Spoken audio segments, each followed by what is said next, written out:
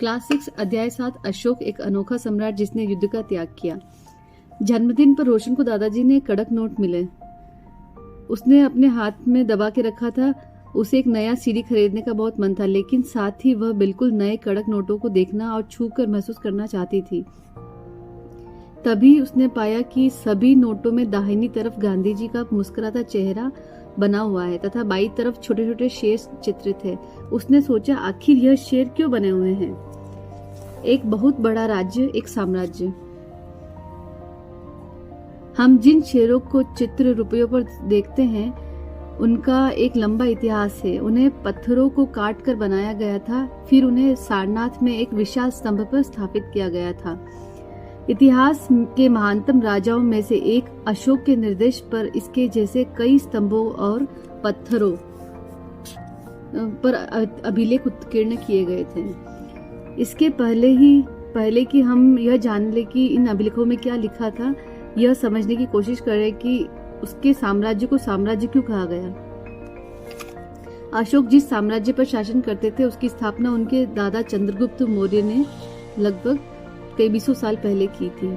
चाणक्य व कौटिल्य नाम के एक बुद्धिमान व्यक्ति ने चंद्रगुप्त की सहायता की थी। चाणक्य के कई विचार हमें अर्थशास्त्र नामक पुस्तक में मिलते हैं।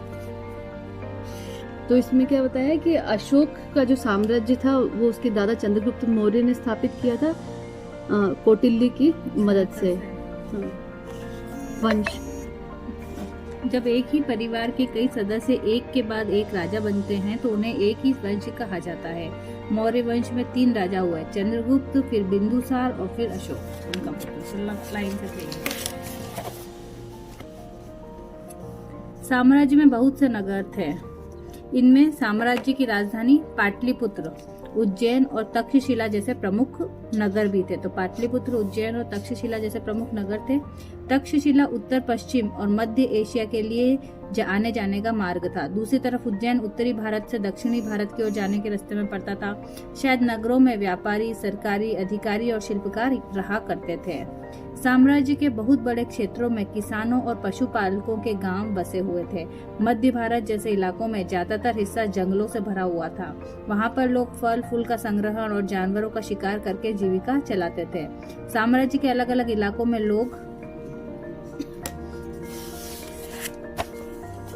भिन्न भिन्न भाषाएं बोलते थे। वे लोग शायद अलग अलग प्रकार के भोजन करते थे और यहाँ तक कि अलग अलग किस्म की पोशाक भी पहनते थे। राज्य साम्राज्य से भिन्न कैसे है? चूंकि साम्राज्य राज्य से बड़े होते हैं और उनकी रक्षा के लिए बड़ी सेनाओं की जरूरत होती है, इसलिए सम्राटों को राजाओं की तुलना में ज्यादा संसाधनों की जरूरत होती है। इसी कारण उन्हें बड़ी संख्या में कर इकट्ठा करने वाले अधिकारियों की भी जरूरत होती है। यानी साम्राज्य राज्य से भी बड़ा होता है। अब साम्राज्य का प्रशासन। चूंकि मौर्य साम्राज्य बहुत बड़ा था, इसलिए अलग अलग हिस्सों पर अलग अलग ढंग से शासन किया जाता था। पाटलिपुत्र और उसके आसपास के इलाकों पर सम्राट का सीधा नियंत्रण था। इसका मतलब यह था कि इस इलाके के गांव और शहरों के किसान, पशुपालक, शिल्पकारों, व्यापारियों से कर इकट्ठा करने के लिए राजा अधिकारियों की नियुक्ति करता था। जो राजा के आदेशों का उल्लंघन करते थे, अधिकारी उनकी सजा भी देते थे। इनमें से कई अधिकारियों को वेतन भी दिया जाता था। संदेशवाहक एक जगह से दूसरी जगह पर घूमते रहते थे और राजा के जासूस अधिकारियों के कार्यकलाप पर नजर भी रखते थे। इन सब के ऊपर सम्राट था, जो राज परिवार और वरिष्ठ मंत्रियों की सहायता से सब पर नियंत्रण रखता था। मौर्य साम्राज्य के भीतर कई छोटे क्षेत्र या प्रांत आते थे। इन पर तक्षशिला या उज्जैन जैसे प्रांतीय राजधानियों का शासन किया जाता था। यानी मेन तो पाटलिपुत्र पर तो किसका शासन होता था?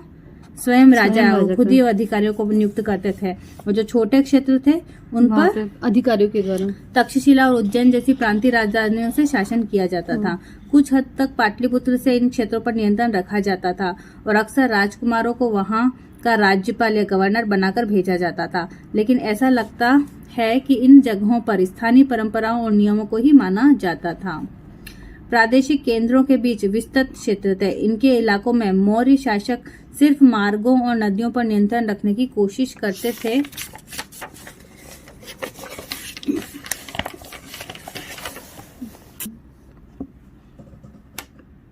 जो कि आवागमन के लिए महत्वपूर्ण थे। यहाँ से उन्हें जो भी संसाधन और कर भेंट के रूप में मिलते थे उसे इकट्ठा किया जाता था। उदाहरण के लिए अर्थशास्त्र में लिखा है कि उत्तर पश्चिम कंबल के लिए और दक्षिण भारत सोने और कीमती पत्थरों के लिए प्रसिद्ध था।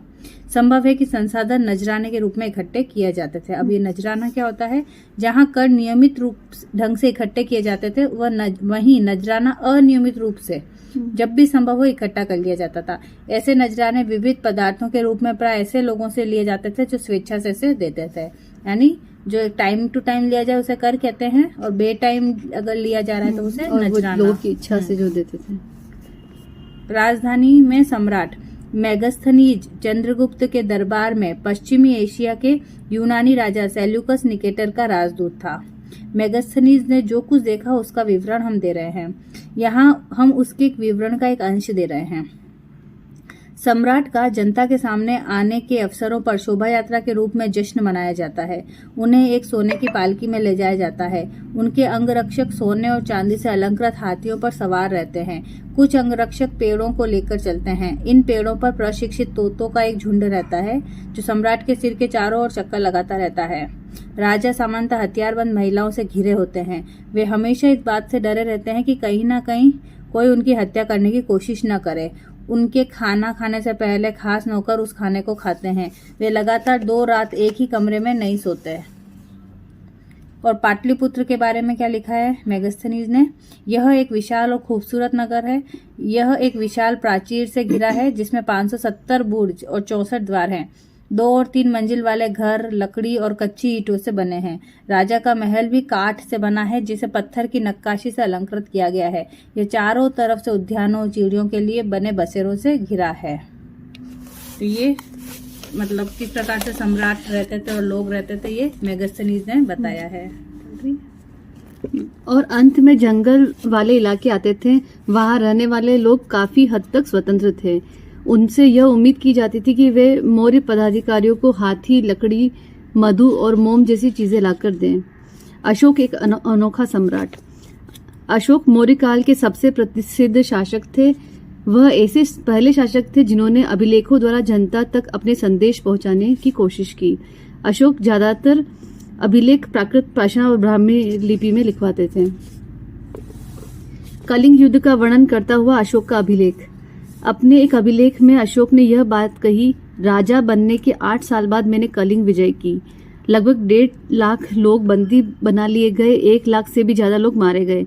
इससे मुझे अपार दुख हुआ। क्यों?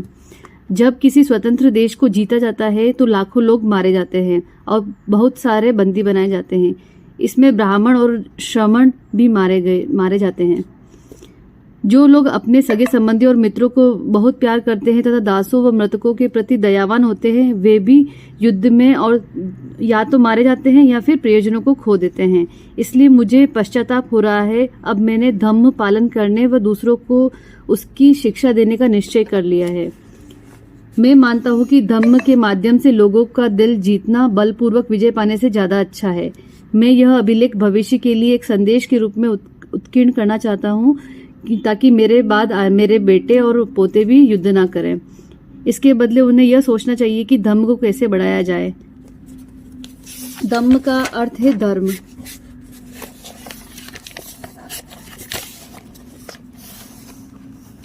अशोक का कलिंग युद्ध। कलिंग तटवर्ती उड़ीसा का प्राचीन नाम है। अशोक ने कलिंग को जीतने के लिए एक युद्ध लड़ा, लेकिन युद्ध जनित हिंसा व खून खराबा देखकर उन्हें युद्ध से वितृष्णा हो गई। उन्होंने निर्णय लिया कि वे भविष्य में कभी युद्ध नहीं करेंगे। अशोक का धम्म क्या था? अशोक के धम्म में किसी देवता की पूजा अथवा किसी कर्मकांड की आवश्यकता नहीं थी। उन्हें लगता था कि जैसे पिता अपने बच्चों को अच्छे व्यवहार की शिक्षा देते हैं, वैसे ही यह उनका कर्तव्य था कि वह अपनी प्रजा को निर्देश दे। वे बुद्ध के उपदेशों से प्रेरित हुए थे। ऐसी कई समस्याएं थी जिनके लिए उनमें संवेदना थी। उनके साम्राज्य में अलग अलग धर्मों को मानने वाले लोग थे तथा इससे कई बार टकराव पैदा हो जाता था। जानवरों की बलि चढ़ाई जाती थी। दासों व नौकरों को के साथ क्रूर व्यवहार किया जाता था। इनके अलावा परिवार में व पड़ोसियों के बीच भी झगड़े होते रहते थे। अशोक ने महसूस किया कि इन समस्याओं का निदान उनका कर्तव्य है, इसलिए उन्होंने धम्म महामात नाम के अधिकारियों की नियुक्ति की। जो जगह जगह जाकर धम्म की शिक्षा देते थे। इसके अतिरिक्त अशोक ने अपने संदेश कई स्थानों पर शिलाओं और स्तंभ पर खुदवा दिए। अधिकारियों को यह निर्देश दिया गया कि वे राजा के संदेश को उन लोगों को पढ़ाकर सुनाएं जो खुद नहीं पढ़ सकते थे। अशोक ने धम्म के विचारों को प्रसारित करने के लिए सीरिया, मिस्र, ग्रीस और श्रीलंका में भी दूत भेजे थे। उन्होंने सड़कें बनवाई, कुएं खुदवाए, विश्राम गृह बनवाए। इसके अतिरिक्त उन्होंने मनुष्य और जानवरों की चिकित्सा व्यवस्था भी की। अपनी प्रजा के लिए अशोक का संदेश। लोग विभिन्न अवसरों पर अनुष्ठान करते हैं। उदाहरण के लिए जब वे बीमार होते हैं तो उनके बच्चों का या फिर जब उनके बच्चों का विवाह होता है या बच्चों के जन्म पर या कोई यात्रा शुरू करते हैं तब वे विभिन्न प्रकार के अनुष्ठान करते हैं। ये कर्मकांड किसी काम के नहीं है। इसके बदले यदि लोग दूसरी रीतियों को माने तो वह ज्यादा फलदायी होंगी। ये अन्य प्रकार की रीतियां कौन कौन सी हैं? ये हैं अपने दासों और नौकरों के साथ अच्छा व्यवहार करना, बड़ों का आदर करना, सभी जीवों पर दया करना, ब्राह्मणों और श्रमणों को दान देना, अपने धर्म की प्रशंसा या दूसरों के धर्म की निंदा करना। दोनों ही बातें गलत हैं। हर किसी को दूसरे धर्म का आदर करना चाहिए। यदि कोई धर्म की बड़ाई और दूसरे धर्म की बुराई करता है तो वास्तव में वो अपने धर्म का ज्यादा नुकसान पहुंचा रहा है। इसलिए हर किसी को दूसरे के धर्म के प्रमुख विश्वासों को समझने की कोशिश करते हुए उनका आदर करना चाहिए। भारत के प्रथम प्रधानमंत्री पंडित जवाहरलाल नेहरू ने लिखा है कि उनके धर्मादेश आज भी हमें एक ऐसी भाषा में बात करते हैं जिन्हें हम समझ सकते हैं और जिनसे हम बहुत कुछ सीख सकते हैं। अशोक ने धम्म के विचारों को दूर दूर तक फैलाने के लिए उन बातों को बताया जो आपके अनुसार आज भी प्रासंगिक हैं। अशोक के संदेश के उन हिस्सों को बताओ जो आज भी प्रासंगिक हैं। तो ब्राह्मी लिपि क्या है? आधुनिक भारत की ज्यादातर लिपियां पिछले सैकड़ों वर्षों से उत्पन्न ब्राह्मी लिपि से उत्पन्न हुई है, जहां अ को अलग अलग तरीकों से लिखा जाता है। ब्राह्मी लिपि में इस प्रकार से लिखते थे, फिर ये बांग्ला में, मलयालम में और ये तमिल में। अन्यत्र में है। मौर्य समाज के उभरने से थोड़ा पहले 2400 वर्ष पहले चीन में सम्राटों ने चीन की दीवार का निर्माण शुरू कर दिया। इसे बनाने का उद्देश्य उत्तरी सीमा की पशुपालक लोगों से रक्षा करना था। अगले 2000 वर्षों तक इस दीवार का निर्माण कार्य चलता रहा क्योंकि साम्राज्य की सीमाएं बदलती रहीं। यह दीवार 6400 किलोमीटर लंबी है तथा पत्थर और ईंटों से बनी है। इसकी सतह सड़क जैसी चौड़ी है। इस दीवार को बनाने के लिए हजारों लोगों ने काम करा।